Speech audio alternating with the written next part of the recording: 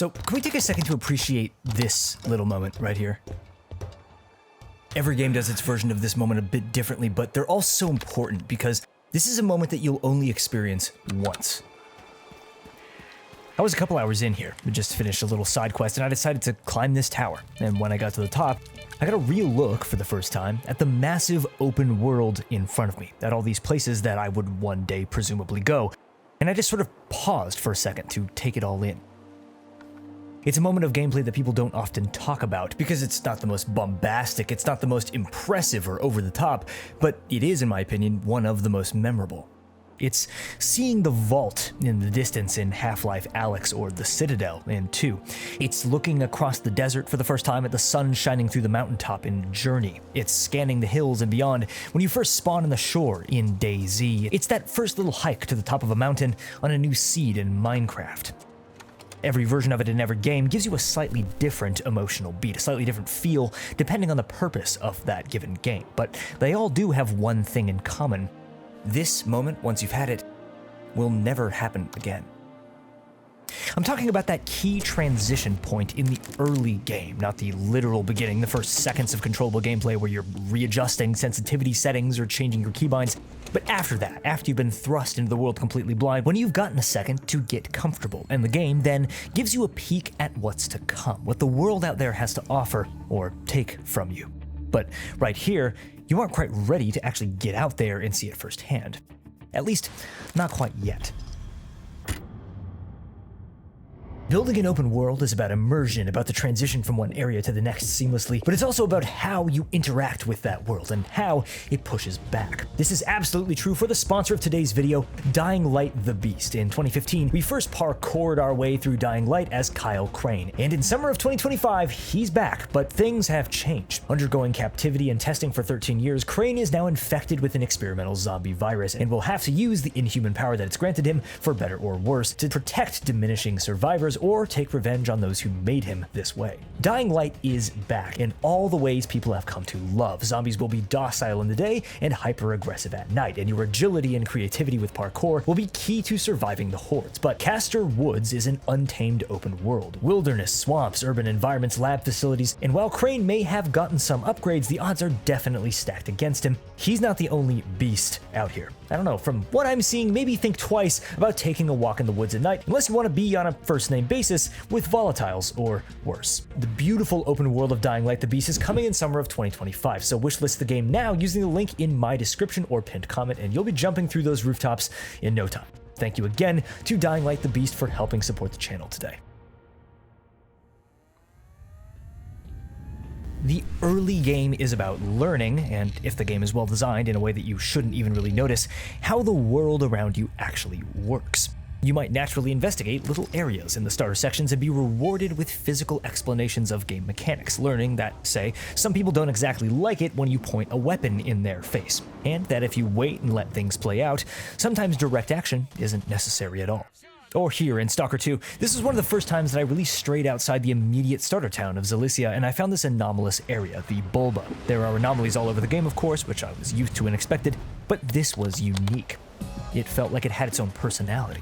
It taught me that there were these special named anomalous areas in the game. It also taught me that anomalies could hurt me in new ways that I didn't expect, that I could use the world to my advantage to avoid being hurt. And it taught me that if I was smart, if I paid attention and questioned the environment, solved little mini puzzles, that I'd likely be rewarded for being daring. The Bulba is such a perfect little early game area because it does all of this seamlessly. You're never told to go here, or at least I wasn't. It's just placed in such a way, designed with such intrigue that almost every player will choose to risk death just to see what's up with it. It feels like it's always been here, just waiting, beckoning along for someone to test it out. The early game teaches you to be curious, to test the waters by showing you that whatever you've seen here, there's more out there. And it's likely stranger, more dangerous, and more rewarding. The weird ball that I found inside the Bulba was not only the first special modified object type of artifact that I found, there you go, the game's teaching me about a category of artifacts in the world by just showing me an example early on. It was the first artifact that I found in the game, period, and I'm never selling it.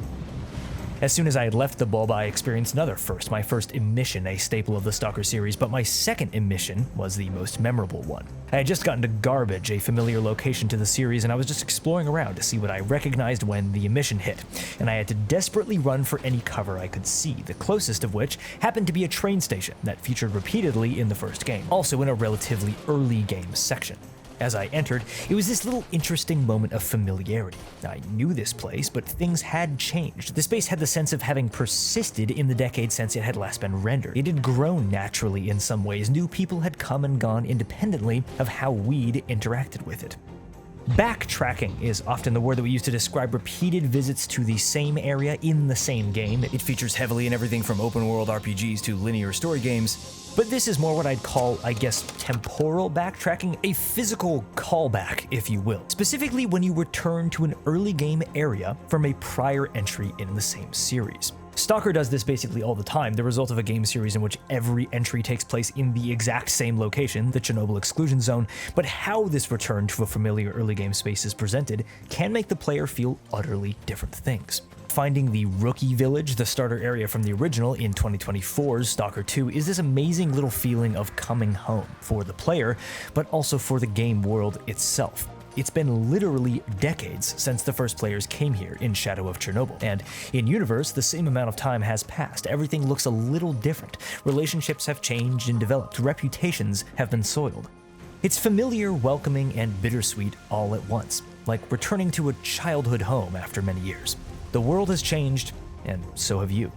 But what if instead of that sort of fond familiarity, what if it was a place that you never, ever wanted to return to? This is one of my favorite sequel backtracks in all of media. In Dead Space 2, a setback while trying to escape Titan Station means that Isaac Clarke has to return to the USG Ishimura, the setting of the first game. The Ishimura has been haunting Isaac's psyche for all of Dead Space 2, literally haunting him, and constantly reminding him and the player of what happened there, taunting him with the idea that the body of his girlfriend Nicole, whose death he feels responsible for, is still entombed somewhere inside. And it's not until this moment That's the Ishimura. that we're even told that not only does the ship still exist, but it is intact and is docked very nearby.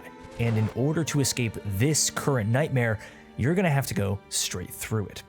Presenting the player with the exact same early game locations they interacted with, prodding them with that tension all over again, but with this new added layer that this time you know what's coming, what's lurking behind the crime scene plastic, covering up the scars and blood of the last time you were here. It's one of the best and most affecting cases of presenting both the player and player character with a setting that causes them to feel the same exact anxieties and fears.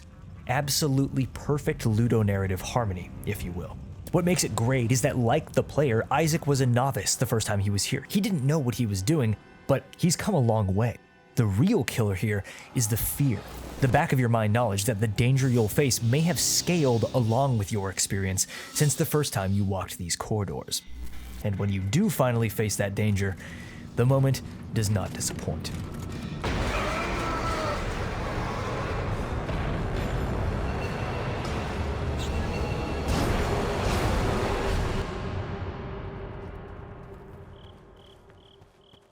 I'll always remember this area. It'll always take me back to that first moment of fear and anticipation. I'll always remember the first time I walked out onto the road in Corden, or the first time that I looked out across the highway at the immensity of the Interchange Mall. Forming memories based on experience is a key part of the early game. It's the foundation you build mentally on which your knowledge of the game's world is based on as you move through it and come to live in it. It's the same way that memories of spaces work in real life. When you think of a location, you'll likely be able to remember the first time that you were there. That moment will be a snapshot that forever defines not only that place, but your mindset at the time, how you were feeling, what your outlook on life was. Every time I pass through Zalicia, I remember the initial moments when I arrived the first time, sitting around a campfire with free stalkers as they played guitar and told jokes, selling things to the barman, gazing up at the dirigible floating above the village at sundown for a second. The early game is so unbelievably important for this reason. It eases us into the world with things that are palatable, gives us this foundation, this little place mentally and physically to fall back on, so that we are encouraged to explore beyond that, to get curious a bit more and then a bit more as time goes on, just to see what else is out there. The little grindy things you need to complete at the start, finding this or that, talking to these NPCs, or taking out some easy starter enemy. You do this stuff not because it's inherently interesting, but actually because it isn't. It all gives you a taste of the larger world, a hint that there's more out there, but never giving you enough that you're overwhelmed or satisfied. It's a section of game design that is unquestionably key to a successfully built world, but in a way that is purposefully subtle. You shouldn't notice what the early game is teaching you if it's done well. It should all feel completely natural. It's like childhood, like going to school. If you immediately venture out as far as you possibly can right off the bat, there's a good chance you'll come up against something that you aren't prepared for. But if you take too much time with things that are easy, if you've never pushed boundaries and breached your comfort zone bit by bit, if you get too comfortable, there will eventually be nothing else for you here. You'll reach a point where you know you need to move on. There's an unclear, undefinable moment where you transition from the early to the mid-game, where you're in it. You're fully engaged with the outside world, with the confidence and resources to push your luck and really get adventurous. But that's what's beautiful about this little moment. You haven't seen any of that yet. Your imagination fills in the blanks. The possibilities are endless, and you still have a comfortable home to come back to if you want.